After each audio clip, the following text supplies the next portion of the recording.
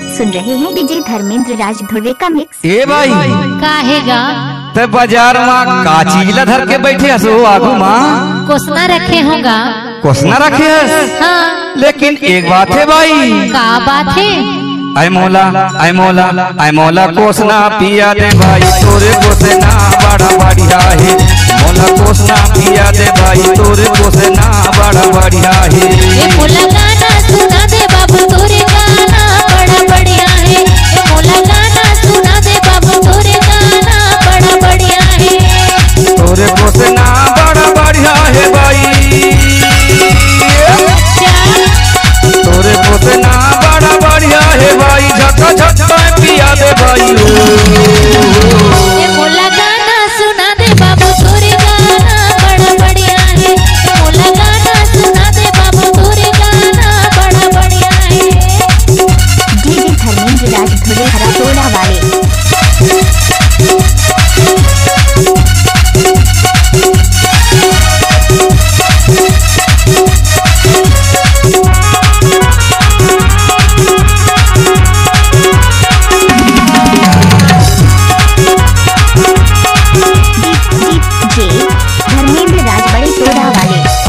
बाजार मत कोसना न धर के बैठे बाजार मत आगू में धर के।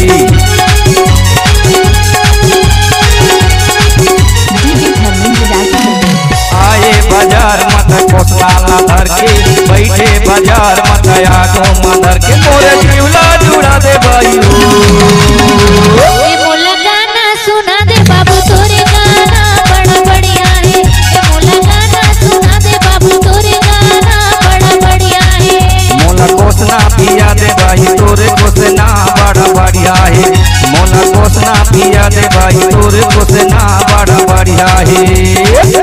DJ Dharmendra exclusive.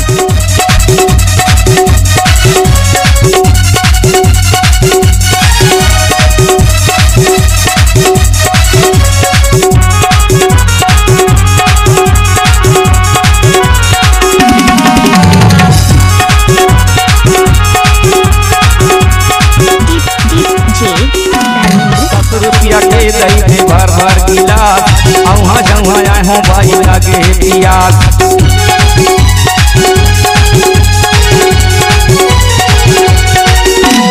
10 रुपया के दई दे भर भर गिलास औहा जौहा आए हो भाई लगे पियास। मोला जल्दी पिया दे भाई। ये मोला गाना सुना दे बाबू तोरे गाना बड़ा बढ़िया है। ये मोला गाना सुना दे बाबू तोरे गाना बड़ा बढ़िया है। मोला कोसना पिया दे भाई तोरे कोसना बड़ा बढ़िया है। मोला कोसना पिया दे भाई तोरे कोसना बड़ा बढ़िया है। डीजे धर्मेंद्र बड़े टोला वाले।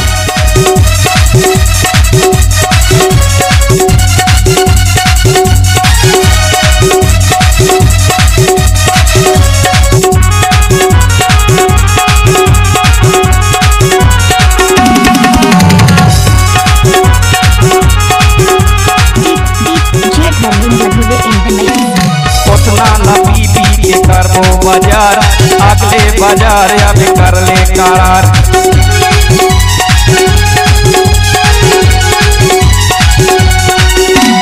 कोसना न पी पी के करबो बाजार अगले बाजार अब कर ले करार। तोरे गाँव न बता दे भाई। ये मोला गाना सुना दे बाबू तोरे गाना बड़ा बढ़िया है। ये मोला गाना सुना दे बाबू तोरे गाना बड़ा बढ़िया है। तोरे कोसना बड़ा बढ़िया है भाई। तोरे कोसना बड़ा बढ़िया है भाई। वका झटका पिया दे भाई। ये मोला गाना सुना दे बाबू तोरे गाना बड़ा बढ़िया है। ये मोला गाना सुना दे बाबू तोरे गाना बड़ा बढ़िया है। मोला कोसना पिया दे भाई तोरे कोसना बड़ा बढ़िया है।